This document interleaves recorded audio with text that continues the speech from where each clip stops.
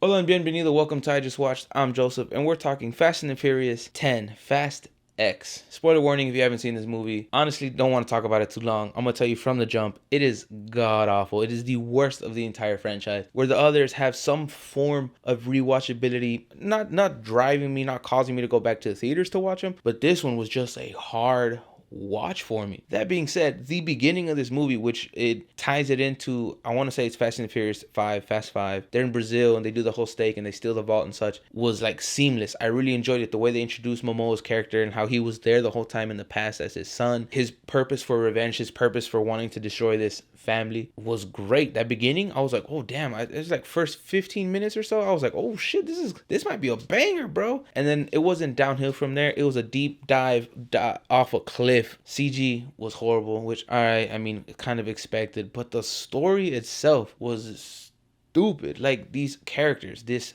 family now knows that it's stupid that it's still going on and how outlandish it's gotten. They're trying to use a form of being meta to do jokes and push the story forward. And I'm like, no, the one thing you had going for you, even though you did outlandish, fantastical, nonsensical shenanigans, was the fact that to these characters it was real. There was consequence, even though everyone keeps coming back. And Gal Gadot comes back at the end of this, and apparently she's been working with Cypher the whole time. I love these actors, but if they die, they die. Let them die. Everyone here is like superhuman. No one gets hurt.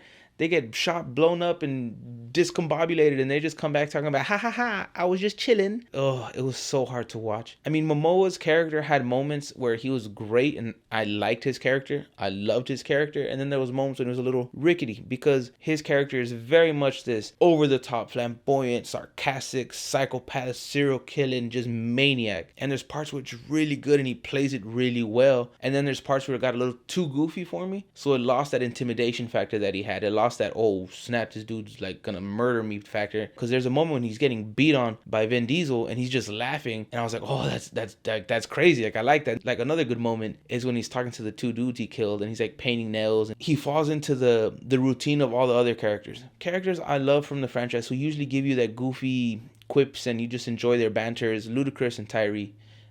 They were annoying in this one. There was so much unnecessary scenes, from them going to Pete Davidson's little cafe for a tablet. They just start fighting, like, literally. I was like, this is stupid. When Han's like, I have to do this alone, and knocks on Jason Statham's door, and they have a fight. Why? You have your team there with you. Why are you doing this alone? They've worked together already. This is stupid. And then the big thing is, obviously, this is a part one of apparently 3-part finale. But you know why I think it's actually going to be 3 instead of 2? It's not because they wanted to make 3, like, as a plan. I think what it was, or is, is they had a plan for 2 movies. However, the only way they can get The Rock back is by giving us the third, aka the second one, which is going to revolve around him and Statham's character, which is Shaw, right? Because he's Hobbs and Shaw, yeah. So revolving around them two and kind of being a sequel, but not an exact sequel to Hobbs and Shaw. And you're going to see them because he goes after his mom. So that means he's going to try to save his mom and his brother and his sister. Hobbs is going to have to save his daughter and his family, and they're going to work together. And then at the end of that movie, giving us to that third and final piece of this dumb puzzle, they're all going to come together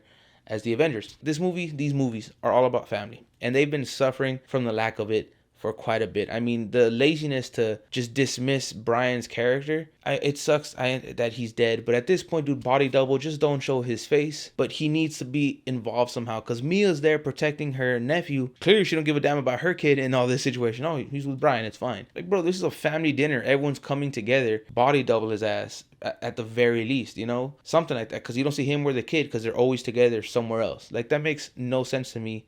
And the same fact that Mia's there all the time. Dom's brother, they set it up so in your face that he's gonna die from the jump, and then when you're at the moment when he's gonna die, he's like, thanks, brother. And I was like, oh shit, it's Hulk Hogan. And he just blows himself up and did nothing. He didn't, like, his purpose for sacrificing himself to buy him, he did nothing. I was like, what a waste. The way they could have done that would have been a great on-screen choreographed fight between him and Momoa, and he dies trying to save his nephew, and that's when Momoa kidnaps him, versus Momoa pulling up in the car and yanking him out. Like, it's the worst of the franchise. At least from 4, 5, and 7 are like enjoyable, and I kind of like those. Like, I really like 5. 5 is my favorite, and I say that because at 4, it's Fast and Furious new model original parts, is when this fantastical world truly just took off. 2 and 3 are fantastical, but then 4 just to the moon, baby. But I want to hear your thoughts. How do you feel about this? How do you feel about the fact that it's 3 movies? Do you agree with me on how they got The Rock back by giving him his own piece to this finale puzzle before uniting everyone together as the Justice League? I want to hear your thoughts, comments, questions, concerns. I love hearing from you. But until next time, stay safe, be well, y con mucho amor.